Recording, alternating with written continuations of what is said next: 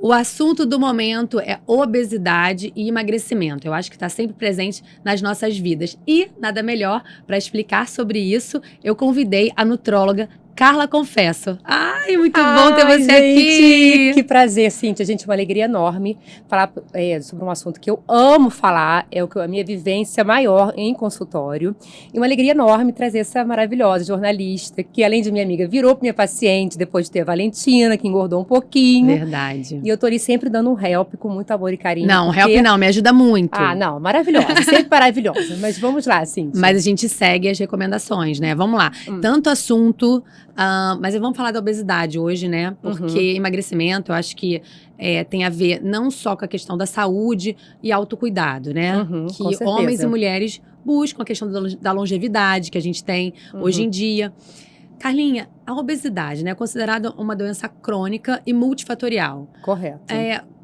Quais são os fatores, assim, faz um resumo breve, quais os fatores que interferem na obesidade?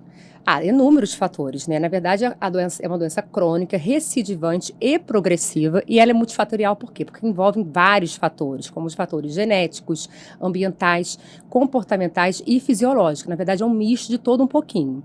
Então, o paciente que hoje em dia ele encontra-se com obesidade, ele é considerado ter uma doença crônica. Sim. Entendeu? Então, assim, isso também vale muito a pena falar um pouquinho, porque antigamente a pessoa que era obesa, ela é considerada assim, esse fulano é relaxado, e não quer nem saber só quer saber de comer, e não é isso. E não é isso, uma doença multifatorial e genética também, mas não só a genética que a gente pode falar hoje em dia, porque existe a epigenética, que é a capacidade da gente, através do ambiente, de comportamentos, melhorar essa nossa genética. Carlinha, quais são as doenças atreladas à obesidade? São diversas as doenças atreladas à obesidade, dentre elas acidente vascular cerebral, hipertensão, apneia do sono, depressão, dentre outras, são inúmeras, né? Então, assim, uma doença que ela leva várias comorbidades, e por que não colocar ela como uma doença crônica?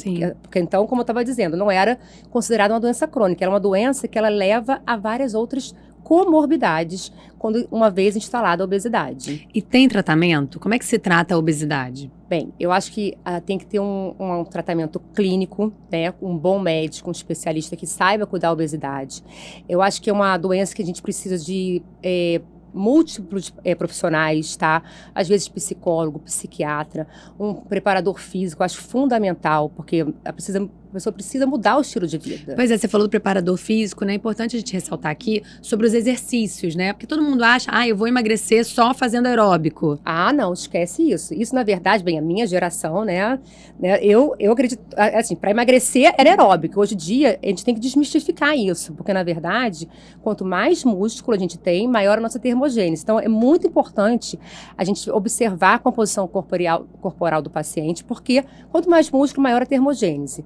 Então, assim, na verdade, todo mundo hoje em dia, todo mundo fala, tem que fazer exercício para quem é depressivo, tem que fazer exercício para quem é obeso, tem que fazer exercício para evitar doenças crônicas, e é a mais pura verdade. Eu sempre brinco com meus pacientes, inclusive eu coloco na prescrição médica, exercício físico, que eu acho que é um medicamento natural e que só faz bem e evita várias doenças crônicas. Pra mente. Agora, e quando é que um paciente é considerado obeso?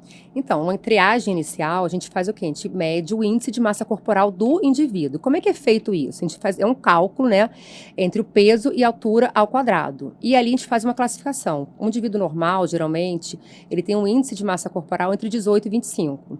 De 25 a 30 já é considerado sobrepeso. Aí vai variando, de 30 a 35 obesidade grau 1, grau 2, grau 3, e por aí se vai. E tem os índices maiores, que é uma obesidade índice de massa corporal acima de 40, que é considerado aquele paciente obeso mórbido. Que aí, muitas vezes, a gente tem que pensar até, às vezes, num tratamento cirúrgico, como uma cirurgia bariátrica. E aí que entra a cirurgia bariátrica. Antes disso, você acha que não é recomendado? Não, porque a gente tem que fazer todas as tentativas possíveis e imagináveis, com equipe multidisciplinar, com psicólogo, psiquiatra, médicos que tratem emagrecimento com muito respeito, porque o paciente que... Tem que imaginar também, assim, de que eu falo, o paciente quando ele está obeso, eu falo isso até porque eu vivi isso na minha própria pele. Você vai contar essa história. Vou contar essa história. Ele precisa de um profissional que some a ele, que entenda ele. E esse entendimento não é uma consulta, vou te passar o remédio, não. Ele tem que escutar o paciente, ele tem que entender o que ele gerou isso, se é uma questão que já vem de família, se não vem, se são os hábitos, comportamentos, influências, porque também as pessoas ao redor. Então, assim, tem que ser um médico, uma equipe profissional que abrace a causa. Faça um mix, né? Faça um mix para ele conseguir se sentir seguro por esse tratamento. Aí agora, adorei que você falou já da sua experiência.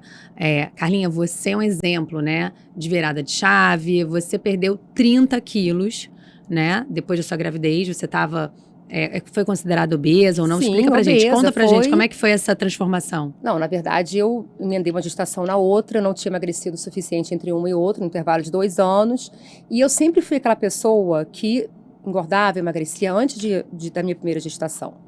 E desse between aí entre as 2 gestações, eu não cheguei ao meu peso normal para engravidar de novo. Uhum. E pelo contrário, quando eu tive o segundo filho, eu acho que isso é até um assunto que eu acho super importante falar, que a gente como mulher, nasce uma mãe, nasce uma culpa, né? Perfeito. E aí a gente fica naquele negócio, eu só trabalhava, comia, não me cuidava, parei de fazer exercício. Quando eu vi, eu estava praticamente com peso, eu emagreci aqueles quilos, né, iniciais da pós e segunda gestação, mas eu comecei a ganhar peso, porque eu não me cuidava, eu me autossabotava, eu perdi aquele autocuidado de mulher, que eu inclusive, tendo muitas pacientes no consultório, nesse pós-parto, né, que elas se sentem Que mais... relatam isso, né, que você se dedica tanto ao filho e acaba esquecendo do seu lado mulher, que é o que sempre existiu, mas enfim, vai, continua. Então, assim, quando eu fui ver, eu tava, assim, quase chegando nos meus 3 dígitos, Cíntia. Foi uma coisa assim, eu procurava vários profissionais, nada resolvia, fazia dieta cetogênica, low carb, nutricionista. Eu acho que eu sou um exemplo, que eu já rodei todos os médicos e até nutricionistas no Rio de Janeiro e nada resolvia. Tá. Só que eu fiz um exame, eu encontrei uma médica, que hoje em dia é minha médica, que cuida de mim até hoje, que é super importante falar isso, que a obesidade você precisa de um tratamento crônico também, você tem que fazer consultas regulares.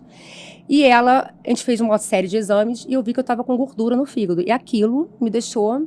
Apavorada, né? Apavorada. É o que eu falo, às vezes no medo você toma decisões mais radicais. Perfeito. E aí resolvi cuidar da minha vida e hoje em dia é o que eu falo, eu não estou obesa, mas eu tenho uma obesidade implícita em mim que eu preciso sempre estar me vigiando. Alimentação, exercício físico, boas escolhas, gerenciar escolhas mesmo, né? Sim, que é cuidar da saúde interna, né? Você vê, você tomou um susto. Tomei um susto, fiquei com medo, né? E às vezes o medo gera mudanças, né? Você tem mais coragem.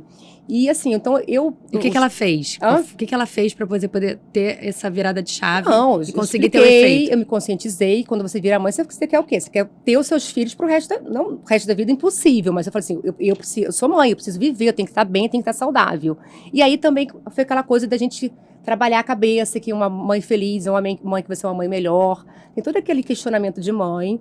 E eu resolvi fazer isso, estilo de vida, boa alimentação, e usei medicação, por isso que eu sou uma pessoa que eu sou muito contra a inércia terapêutica, né, Cíntia? Hoje em dia, se você parar para pensar, a gente está vivendo uma epidemia da obesidade.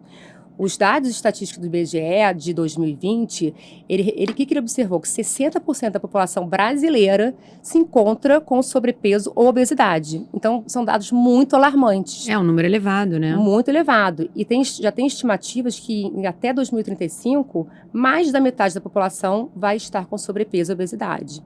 Então, é uma epidemia e precisa ser tratada, tem que se desmistificar o paciente, que é o que eu falo. Eu sempre falo isso, não estou fazendo apologia à medicação, mas é porque existe uma inércia terapêutica muito grande. E aí você falou dos remédios, a gente, claro, sempre com supervisão médica.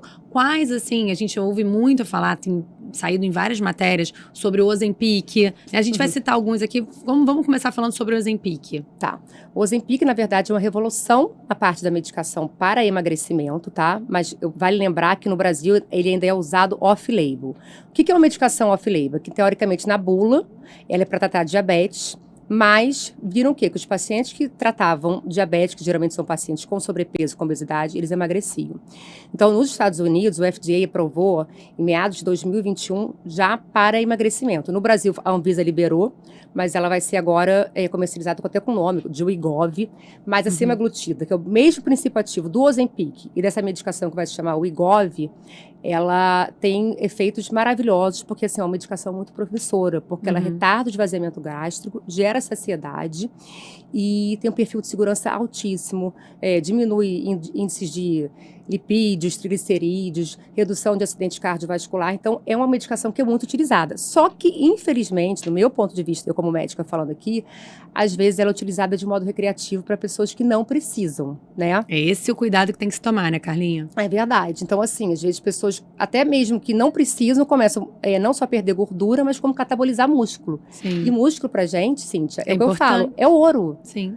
o nosso músculo é o nosso maior órgão endócrino. Quanto mais músculo, massa muscular magra, músculo que a gente fala, maior a nossa termogênese, é o que vai, a gente vai ser uma pessoa mais longeva, vai viver mais. É muito importante isso. Então tem que tomar cuidado, até porque, né, falam que quem já utilizou do Ozempic tem o efeito perder colágeno, porque emagrece tanto, e aí é parte do rosto, do facial. Despenca, né? Fica até uma coisa assim, mas gritante. isso, até um assunto que eu vou falar, porque foi polêmico, acho até interessante falar, que todo mundo Com fala certeza. Ozempic Face. Foi um assunto... Ozempic Face, Ozempic Face. Mundial isso, né? Mas a grande verdade é que qualquer processo de emagrecimento, com remédio ou sem remédio, a gente acaba perdendo gordura. Então, é inevitável. E aí tem que ter a dose certa, não dá pra você chegar na farmácia, porque é um remédio que pode vender sem prescrição médica.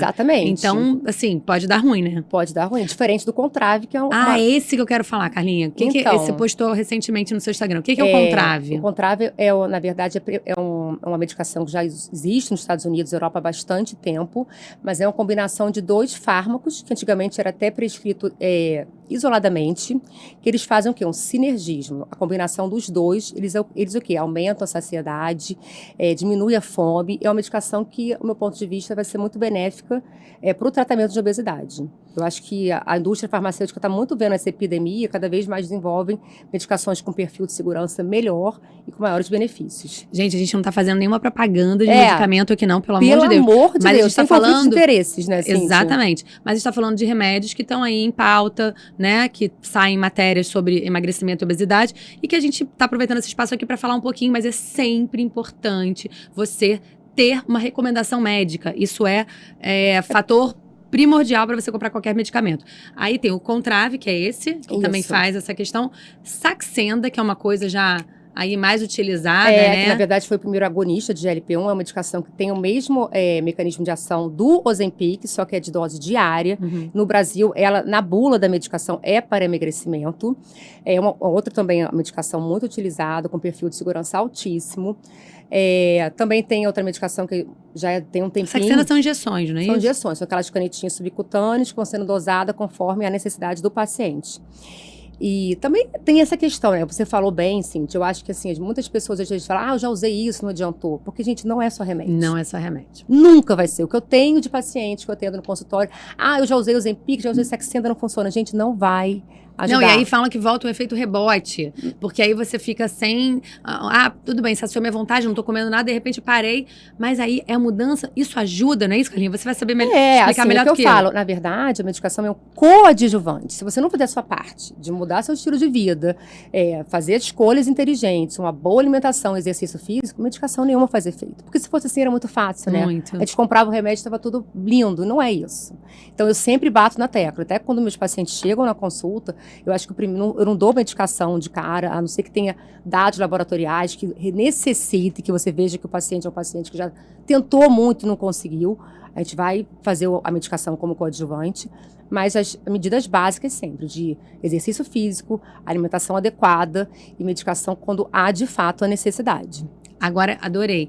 Então, assim, a gente está falando aqui, né, como a gente deve tratar a obesidade e a questão do emagrecimento. Aí vamos para outro ponto importante, que esse eu falo com propriedade, porque eu faço e eu vejo resultado, enfim, sinto no meu corpo, perco medidas, que é o jejum intermitente. Quero muito que você fale sobre isso, que, né, muitas pessoas também adotam, mas às vezes não sabe qual que é o melhor, o que faz efeito, o que não faz. Explica um pouquinho, Carlinhos. Eu acho ótimo. Acho que, assim, o jejum intermitente é uma excelente estratégia, mas eu sempre falo, não é para todos. Eu, em consulta, quando eu converso com o paciente, porque eu pergunto para ele como é que é o hábito alimentar dele, eu pergunto como é que são os hábitos. E, por exemplo, um exemplo clássico de um paciente que não pode fazer jejum intermitente é aquele paciente que é compulsivo.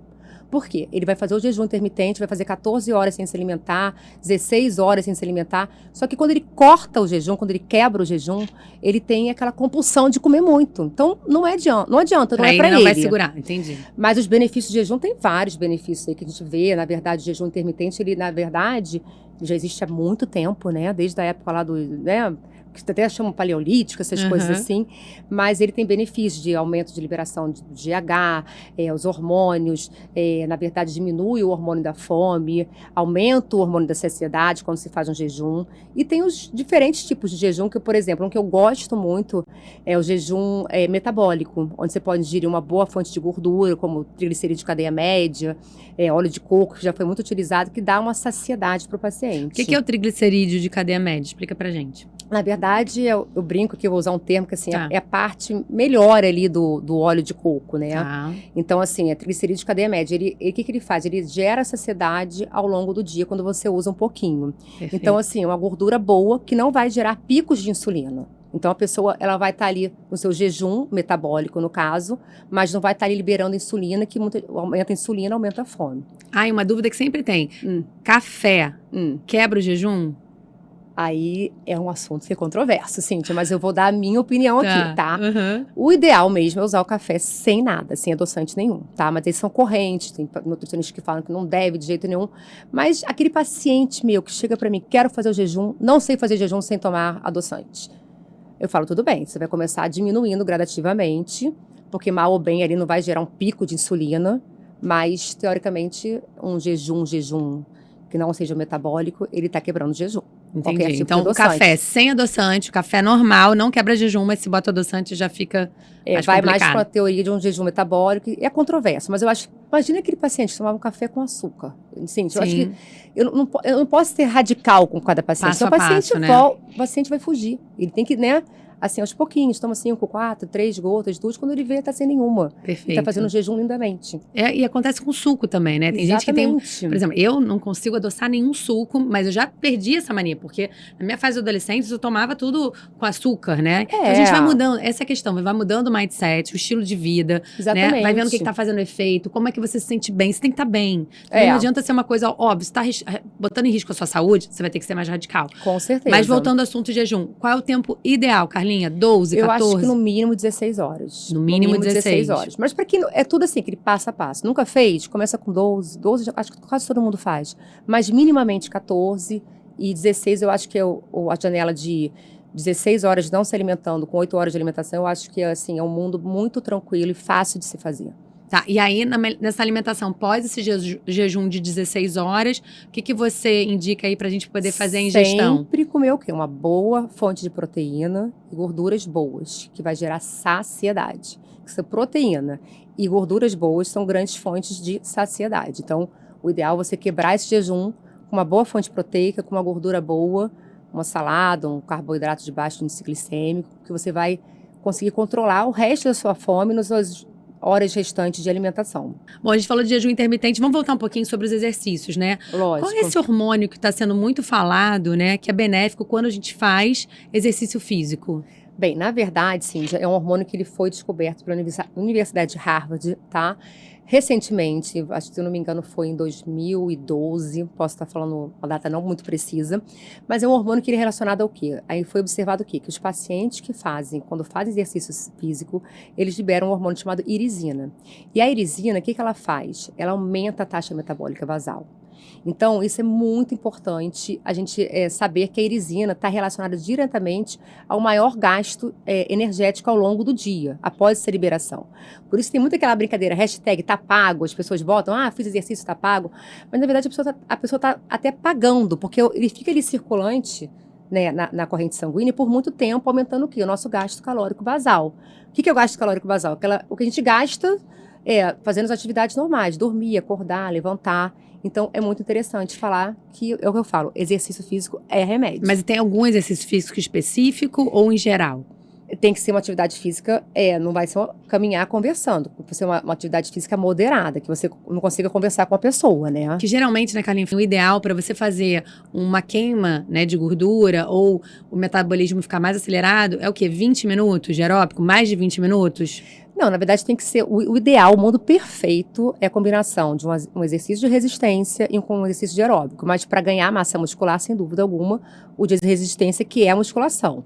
O exercício aeróbico entra muito mais na proteção cardiovascular, no geral, não todo, mas a combinação perfeita sempre tem que ter aeróbico e resistência. E tem um tempo mínimo pra gente fazer aeróbico? Não Por tem. exemplo, de 10 minutinhos, tô bem. Não sei se é bem isso. Não, na verdade, existe uma recomendação da Organização Mundial de Isso. Saúde para um indivíduo adulto fazer, em média, pelo menos 150 a 180 minutos de exercício físico em intensidade moderada por semana. Ah, entendi. Entendeu? Mas o ideal, o mundo perfeito, é a gente conseguir fazer uns 50 minutos 5 vezes na semana. Ai, né? meu Deus do céu. A gente vai tentando. A gente vai conseguindo. Agora a gente vai falar um pouquinho sobre, que eu também adoro, tá? Fitoterápicos, né? Exato. Recebo muito essa pergunta, você deve receber também no seu consultório. Adoro trabalhar com isso, acho que é até interessante falar, por exemplo, na Alemanha, quando a gente entra numa farmácia, 70% dos produtos são fitoterápicos, né? Então, assim, eu adoro trabalhar com fitoterapia.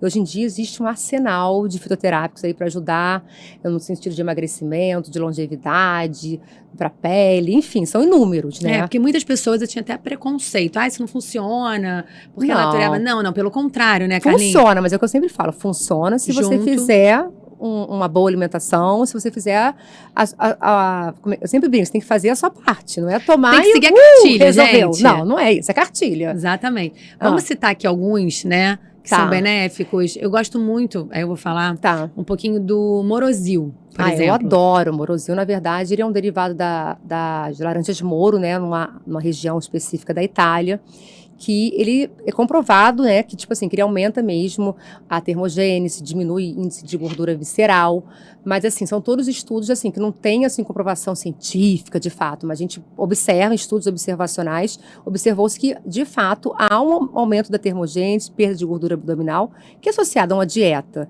e exercício físico vai ajudar Funciona. com certeza. Agora, um que eu adoro também é clorela. Eu não sei se clorela. ela serve para o emagrecimento, mas ela é benéfica também. Sim, porque ela tem proteína, né? Na verdade, derivado de tanto a clorela quanto a espirulina. São Sou fã excelentes. desses dois. Porque dá saciedade, tá entendendo? É até chamada de alimentos da NASA, dos astronautas, porque ela é muito rica em vitaminas e sais minerais. Então, assim, dá uma saciedade boa e, enfim, eu adoro também. E a espirulina também não tem alguma coisa que estimula o hormônio da serotonina, que é o hormônio da felicidade? Não, acho que você está falando do 5-hidroxitriptofano, que Então, é o como é que é 5-HTP. Explica Exatamente. isso. Na verdade, o 5-hidroxitriptofano, ele é um precursor da serotonina, que é, na verdade, um neurotransmissor da alegria, da saciedade. Então, é um ótimo fitoterápico que eu costumo associar muito no tratamento dos pacientes. E, assim, é tão natural que a gente vai nos Estados Unidos e a gente acha nas gôndolas de farmácias, entendeu? Para ver que é uma coisa bem natural mesmo.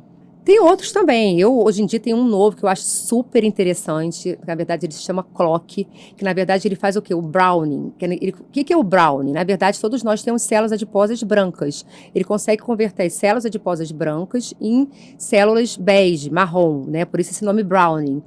E ele faz o quê? Ele aumenta a termogênese. Então, assim, é muito interessante também. Tem vários, né, Cíntia? Eu adoro. Se eu for falar, eu vou ficar falando aqui. Adorei o que você falou, essa questão de usar os fitoterápicos que não são medicamentos, né, que precisam ser prescritos por médico.